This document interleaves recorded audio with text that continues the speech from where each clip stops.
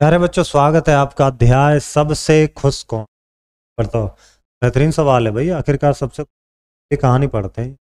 एक कौवा था, वह हमेशा खुश रहता था। एक बार वह एक तालाब के किनारे पानी पीने आया। वहां उसने तालाब में तैरते हुए पक्षी हंस को देखा। उसने सोचा, हंस कितना उजला है, यह तो पानी में अपने उजले उजले पंखों को फैलाकर तैर भी सकता। शायद इसलिए यही दुनिया का सबसे खुश पक्षी होगा। कौवे को लगता है कि हंस जो है ज्यादा खुश। तो वो हंस के पास गया और बोला, तुम दुनिया के सबसे खुश पक्षी है। सुनकर हंस को अच्छा तो लगा, लेकिन वह बोला, कौवे भाई, मैं भी यही सोचा करता था, मैं दुनिया का सबसे खुश, जब तक कि मैंने तोते को नहीं देखा था। तोते को देखने के बाद मुझे लगता है वह दुनिया का सबसे खुश। हंस को क्या लगता है? तोता सबसे खुश। देखें आगे। कौवा बोला, वो कैसे? हंस ने उत्तर दिया, भाई वह अपनी लाल चोंच से सबको लुभा सकता, और तो और वह आदमी की आवाज भी निकाल लेता, इसलिए वही दुनिया का सबसे। अब कौवा तोते के पास जाकर बोला, तोते भाई, तुम ही दुनिया के सबसे। तो उदास होकर बोला, मैं भी पहले यही सोचता था, मैं सबसे खुश, लेकिन जब से मैंने मोर को देखा मुझे लगता वह वो ही सबसे खुश पक्षी है, क्योंकि उसके रंग बिरंगे पंख हैं, इन्हें फैलाकर वह बारिश में नाचता और लोगों को रिझाता। तोते को लगता है कि भाई सबसे खुश पक्षी कौन है? मोर है। देखते हैं मोर को क्या लगता।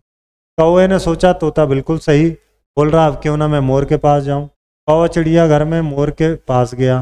वहां पिंजरे में बंद था, जिसे बहुत से लोग देखने के लिए आए थे। कौवा मोर के पास आकर बोला, मोर भाई, तुम दुनिया के सबसे पक्षी हो, तुम्हारे सिर पर कलगी है और जिससे तुम एकदम राजकुमार की तरह दिखते हो। यहाँ देखो, कई लोग तुम्हारी सुंदरता को देखने आए, इसलिए तुम ही दुनिया के सबसे खुश पक्षी हो। मोर ने क्या कहा? मित्र, मैं हमेशा यही सोचता था कि मैं दुनिया का सबसे खुश पक्षी, लेकिन मेरी खूबसूरती के कारण मुझे यहाँ पिंजरे में कैद कर लिया गया। मैं सुंदर तो हूँ लेकिन खुश नहीं।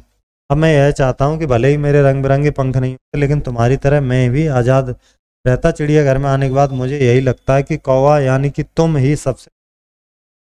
उन्होंने कहा कि तुम आजाद हो, उसके तो तुम ही सब।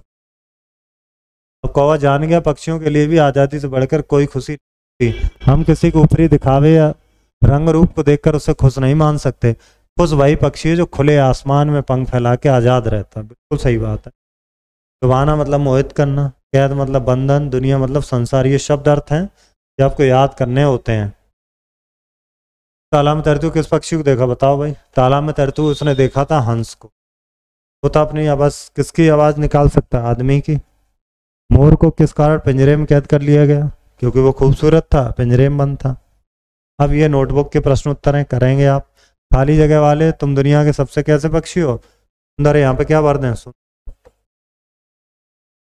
वह बारिश में नाचता है।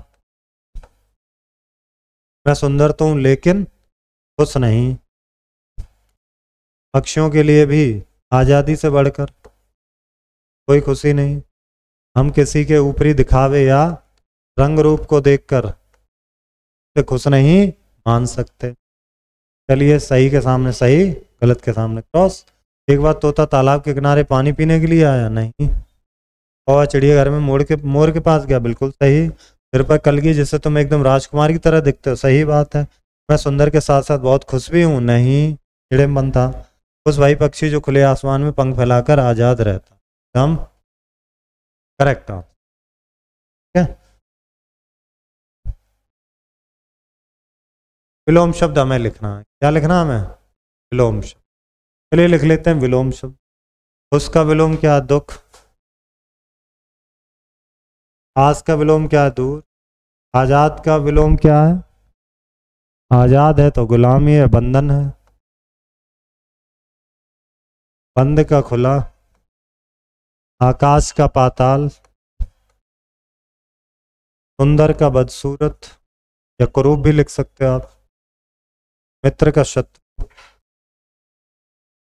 खूबसूरत का लिख सकते हो बदसूरत, बदरत। ओके, आगे देखते हैं हम लोग। वाक्य लिखने। लाल रंग, लाल मतलब बेटा। लाल रंग तो लिखो, यह लाल पतंग है तो ये रंग वाला हो गया। यह किसका लाल है, मतलब यह किसका बेटा है?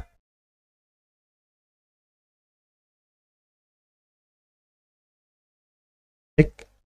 आइए अगला प्रश्न देखेंगे। पर माने पंख, पर माने लेकिन। देखिए,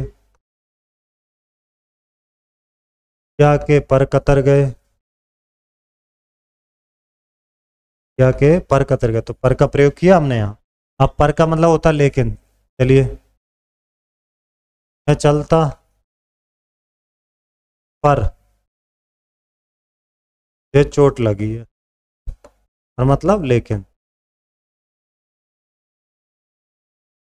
पास मतलब निकट, पास मतलब पास हो जाना, एग्जाम में उत्तीर्ण होना।